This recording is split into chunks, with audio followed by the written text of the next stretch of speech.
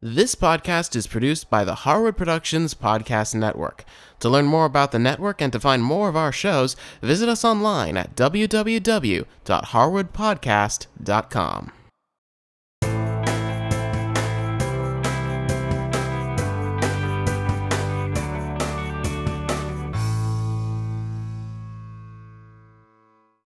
Hey there everyone, and welcome back to another episode of Sketchup, a 3D Toolbox. I'm Cameron Harris, and this is episode number 16. Today we're going to be talking about advanced navigation techniques, specifically using a device called the Space Navigator. Now this is prompted by an email that I received from viewer Marcus, who wrote in, "One thing that I'm really curious about is how you move so freely inside your model. It doesn't look like the normal pan, zoom, etc. tools. Do you have some kind of external hardware for that, or do you accomplish it with some keyboard or hotkey configuration?" Marcus in Germany. Well, Marcus, it is actually some external hardware that I use, and as I said before, it's called the Space Navigator. So today I'm going to show you guys how you can use it to navigate through SketchUp. So first of all, for this demonstration, I wanted to have a model that I've worked on before, that I've actually finished, so that we could kind of get a sense of how navigation works with a more complex model. And in this case, this is actually a dining room kitchen model that I worked on several months ago. And you can see it's, pretty much finished. We've done textures, we've done the furniture, the basic structure of the walls. I've left the ceiling off so that you can kind of move around and see inside of it easier. But we're not going to focus on the model today. We're actually going to focus on the navigation. So in one of our first episodes, when we were talking about navigation, we talked about how to use a mouse like this one right here. Now, when you're using a mouse for navigation in SketchUp, you use three buttons primarily. You use, of course, you have your regular left click button right here, which is used to click on things and select things in SketchUp. You also have your right click button right here, and that's used to give you a shortcut menu, make groups, and things like that. But then you also have to have this center button right here, which oftentimes is actually the click wheel, or the little scroll wheel, whatever you want to call that thing. If you click down on that, that's actually oftentimes called the third mouse button or the middle button. If you click and hold that down, and then move your mouse around, you'll notice that that is automatically switching me to the orbit tool. And that's causing me to rotate around like this. If, while I'm doing that, I hold down the Shift key at the same time, it switches me into a panning mode. And also with the scroll wheel, if I use the scroll wheel to scroll upwards, it zooms me in, and just the opposite when I scroll out, it zooms me out. So this is the typical way you would see someone navigate in SketchUp. So for example, if I'm here and I want to move myself so I'm looking into the kitchen, I might use the rotate tool in conjunction with the pan tool like this, zoom in a little bit, and now I'm looking into the kitchen. So that's what you would typically see, this kind of very almost jerky movement. It's usually in stages where it's like pan, orbit, pan, zoom, orbit, pan, orbit, something like that. However, what Marcus was commenting on, and what you may have noticed before, is that when I'm navigating in SketchUp, my movements are very smooth and all in kind of one long motion like this. That's because I actually don't use the mouse. You notice my hands weren't moving on the mouse at all. And the reason that I don't use the mouse for navigating in SketchUp is actually because I don't use a mouse with my computer at all. Instead, I actually use this. This is a graphics tablet from a company called Wacom. You can actually check them out at wacom.com. And what they are, the way you work with them is you actually have a pen. It looks just like a normal pen, except what you do is you actually hover it over this surface, and that's how you move your cursor on your computer. And this works with both Macs and PCs. In my case, I'm on a Mac, but a lot of artists like this because a lot of drawing applications like Photoshop or Corel Painter support these, and you can actually use it just like a regular pen or a paintbrush. In my case, I really like it because I find it very ergonomic and I can work much more quickly. But the problem with using a pen is that a pen doesn't have the middle click functionality of a mouse. And as such, I don't have any way to really control my navigation in SketchUp with the pen, which is kind of limiting. Now, this is an extreme example because I don't use a mouse. I use a graphics tablet. But you might run into this same problem if you, for example, have a mouse that doesn't have a scroll wheel or a middle click button, or if you're on a laptop that doesn't have a mouse at all, that actually has just a trackpad. And, of course, you could use the keyboard shortcuts for the tools, O for orbit, Z for zoom, all that stuff, but that gets really old, having to go up to here to the keyboard every single time you want to switch navigation tools, which you do pretty frequently. So as such, I actually use a separate piece of hardware to navigate in SketchUp. And this is it. This is called the Space Navigator, and it's made by a company called 3D Connection or 3D Connexion. It really depends on how you want to pronounce it. But their website is just 3dconnection.com, and you can check this thing out here. This is a consumer version of something that they call a 3D mouse. So the Space Navigator is their consumer version. They have more pro versions, of course, but you really don't need that if all you're doing is working in SketchUp. I was able to pick this guy up on Amazon for about $50, $50 or $60. So it's not all that expensive. But what's really awesome about it is that it's sort of like, it's kind of hard to describe to people, which is why I wanted to show it to you. It's almost like a joystick for SketchUp. So what you have here is you have this base, which is actually made of metal, and it's very heavy, intentionally. And then you have this thing up here, which I always say to people kind of looks like a doorknob, but it's basically just this cap. And what you do is you actually hold on to it like this. I usually hold on to it, kind of like this, or however you want to hold on to it, whatever works. And what you do is you actually use this to navigate in SketchUp. So, for example, let's say I wanted to move forward. What I would do is I would grab the cap and I would push forward on it slightly. And you might not even be able to see that I'm really moving the cap at all, but I actually am. You don't need very much movement. It's very, very subtle, just like maybe 1/8 of an inch will get you going. And the harder you press it, the more you move it, the faster your movements will be. So this is, for example, zooming in and then zooming out, just pulling on it.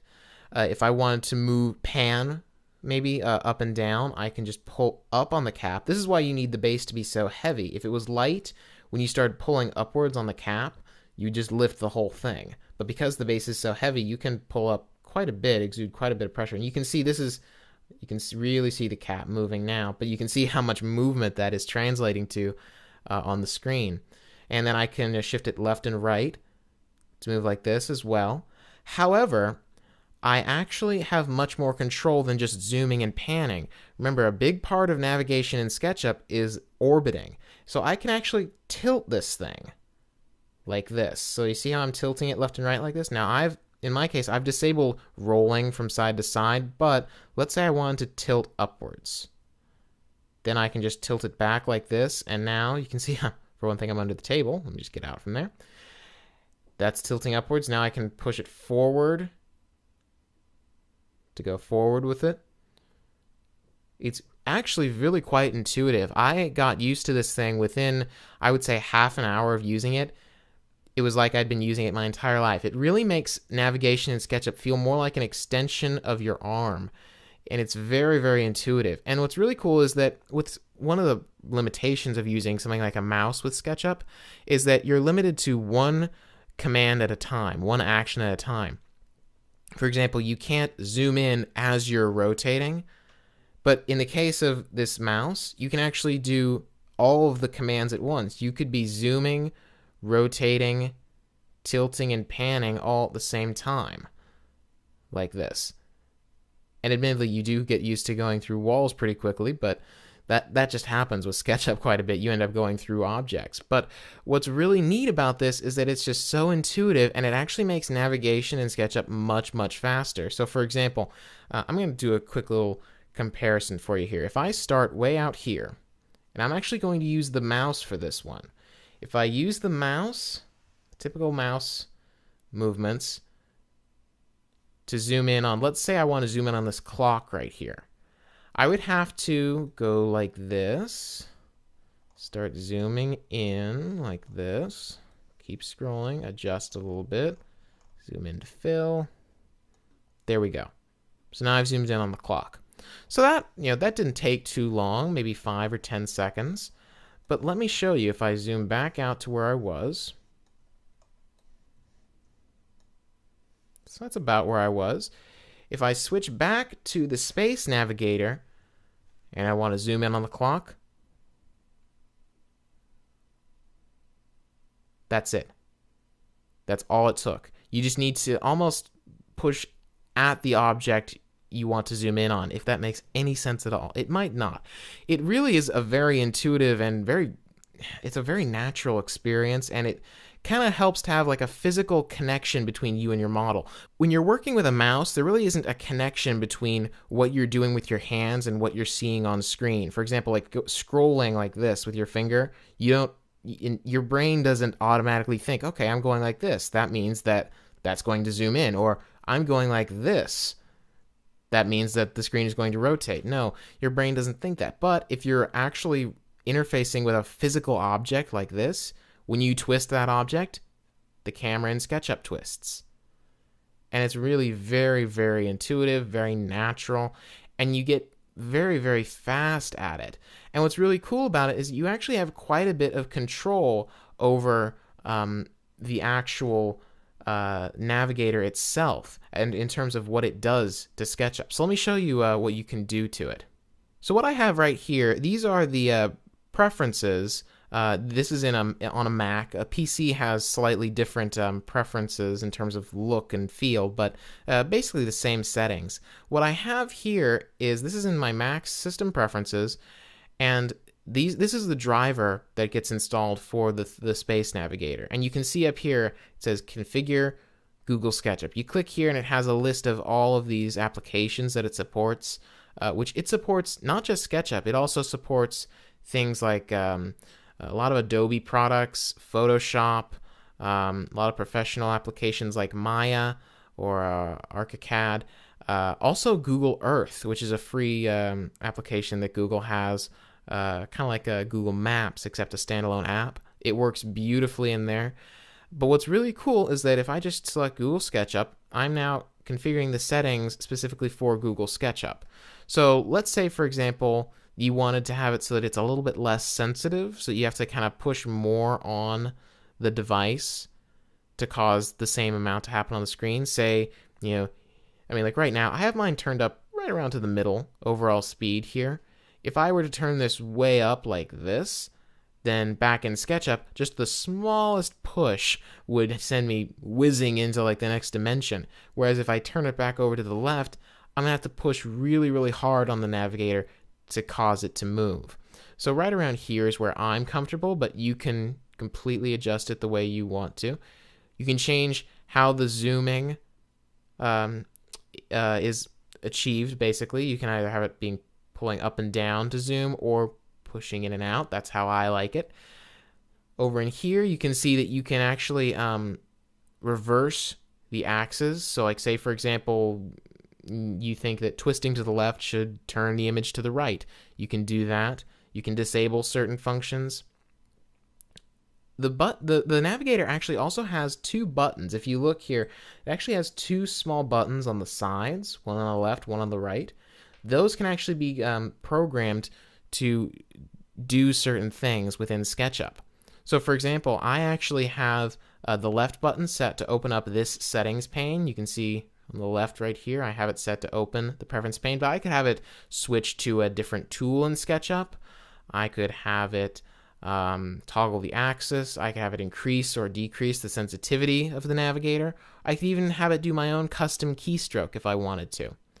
And I have the right button set to camera mode, and I'm actually going to show you that in just a minute. But lastly, we have the advanced tab. You can control the speed of each individual function of the navigator. So for example, I have my spin, which you can see right here. That's when I'm twisting the navigator left and right. I actually have that speed increased quite a bit because I like to spin a little bit faster than I like to, say, zoom, for example. And you can see I have my zoom turned down just a little bit because I found that when I was zooming in and out, it was going a little bit too fast for me. So you have a lot of control over this. And then once you install the driver, one of the things you're going to notice is you might think, well, it's instantly going to work with SketchUp, right? Well, no, it actually needs to install a plugin in SketchUp. And if you actually click on this drop down here, again, this is on a Mac, it might be different on a PC, but if you go down here and you look for the setting that says install plugins right here, if you click on that, then it's going to install the SketchUp plugin. So I'm actually going to go ahead and close this. And you can see that in SketchUp, there's actually a little thing in the menu bar right here that says plugins. If I click on that, I actually have, these are the two plugins I have installed. One is cost, where I can assign, I can actually assign a monetary value to a particular object, and it will calculate how much a room is going to cost me, which is kind of nice. But this is the 3DX SketchUp. These are the settings for the Space Navigator. Now in SketchUp, its default, I'll show you what its default is. When you first launch SketchUp, this is what it's going to be like. The axes are almost kind of reversed. In other words, the way that the default Space Navigator settings work is you're not moving your camera, you're actually moving your model in relation to your camera. And it's not very intuitive. It's kind of the opposite of what you want to have happen. So instead, what I like to do is the instant I launch SketchUp, I go up to Plugins, 3DX SketchUp, and then right here you'll notice this little checkbox that says Camera Mode. If you click that, that gets you into this very intuitive mode, which I like better. You might like the other mode a little bit better, but that's the way I like it. You also have, I talked about disabling the rolling. It automatically disables the rolling. If you uncheck that, then you notice I can do these bizarre tilts. Basically opens up everything in the navigator. But I don't really like that. I never find myself needing to tilt myself left or right in my SketchUp model like this or like that. If you find yourself needing to do that, by all means, go ahead and disable that. But I like to keep that checked to make sure that I don't end up giving myself seasickness or something, because it does get a little bit weird. But if you just leave it at its default and then turn on camera mode, it really does work very, very nicely within SketchUp.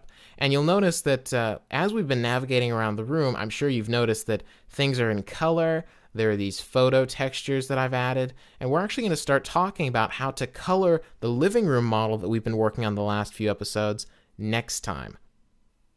So there you have it. The Space Navigator is an incredibly powerful and easy to use tool for use with SketchUp, and they have two versions that I would recommend. One is the desktop version that I have, but one is actually a notebook version, a little small portable version that they sell as well. Both are absolutely fantastic, and on our website, www.harwoodpodcast.com, we'll have links in the show notes for this episode to Amazon where you can buy those. And if you have any questions or comments for me, like Marcus did, you can send me an email at cameron@harwoodpodcast.com.